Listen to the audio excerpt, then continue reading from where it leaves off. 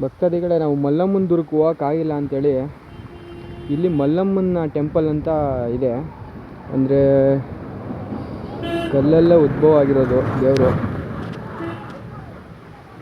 ಪಕ್ಕದಲ್ಲೇ ಫಾಲ್ಸ್ ಇದೆ, ಫಾಲ್ಸ್ ಥರನೇ ಸೇಮ್ ಅಲ್ಲಿ ನೋಡಿದ್ರೆ ಅದೇ ಥರ. ನೋಡಿ, ದೇವ್ರ ದರ್ಶನ ಮಾಡಿಸ್ತಾ ಇದ್ದೀನಿ. ಮಲ್ಲಮ್ಮ ತಾಯಿ ಅಂದರೆ ಇದು ಫುಲ್ಲು ಕಲ್ಲಲ್ಲೇ ಉದ್ಭವ ಆಗಿರೋದು. ಕಲ್ಲಲ್ಲೇ ಉದ್ಭವ ಆಗಿ ಇವರು ಸೈಡಲ್ಲಿ ಈ ಥರ ಒಂದು ನಿರ್ಮಾಣ ಮಾಡಿದ್ದಾರೆ. ಸಿಮೆಂಟು ಮತ್ತು ಇವರಿಂದ ಕಟ್ಟಿ ಇದು ದೇವಸ್ಥಾನ ಥರ ನಿರ್ಮಾಣ ಮಾಡಿದ್ದಾರೆ. ಫುಲ್ಲಿ ದೇವರು ಬಂದ್ಬಿಟ್ಟು ಕಲ್ಲಲ್ಲೇ ಉದ್ಭವ ಆಗಿರೋದು. ನೋಡಿ, ಹಿಂದೆ ಮೇಲ್ಗಡೆ ಇದು ಒಂದೇ ಬಂಡೆ, ಪಕ್ಕದಲ್ಲೇ ನೀರು ಹರಿತಾ ಇದೆ. ಇದು ತಾಯಿ ಅಲ್ಲಿ ಕಲ್ಲಲ್ಲಿ ಉದ್ಭವ ಆಗಿರೋದು. ನೋಡಿ, ಇದು ಒಂದೇ ಬಂಡೆ.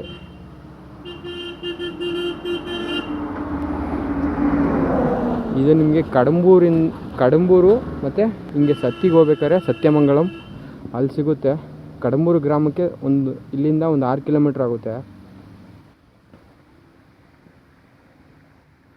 ಮಲ್ಲಮ್ಮ ತಾಯಿ ದರ್ಶನ ಮಾಡಿ, ಮಲ್ಲಮ್ಮನ ದುರ್ಗ ಬಂದ್ಬಿಟ್ಟು ನಾವು ಏನು ಈ ಬೆಟ್ಟ ಕಾಣ್ತಾ ಇದೆ, ಈ ಬೆಟ್ಟದಿಂದ ಆ ಭಾಗಕ್ಕೆ ಅಂದರೆ ಸ್ವಲ್ಪ ಬೆಟ್ಟದ ತುದಿ ಭಾಗಕ್ಕೆ ಹೋಗ್ಬೇಕಾಗುತ್ತೆ.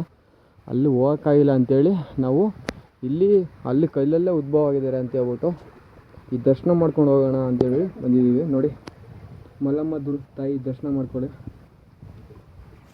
ಭಕ್ತಾದಿಗಳು ನೋಡಿ, ಪೂಜೆ ಮಾಡಿದ್ವಿ ತಾಯಿಗೆ. ಅಲ್ಲಿ ಮೇಲೆ ಗಿರಿಗೆ ಹೋಗೋಕ್ಕಾಗಿಲ್ಲ ಅಂಥೇಳಿ ಪೂಜೆ ಮಾಡಿಬಿಟ್ಟು ಪೂಜೆ ಎಲ್ಲ ಸಲ್ಲಿಸಾಯಿತು.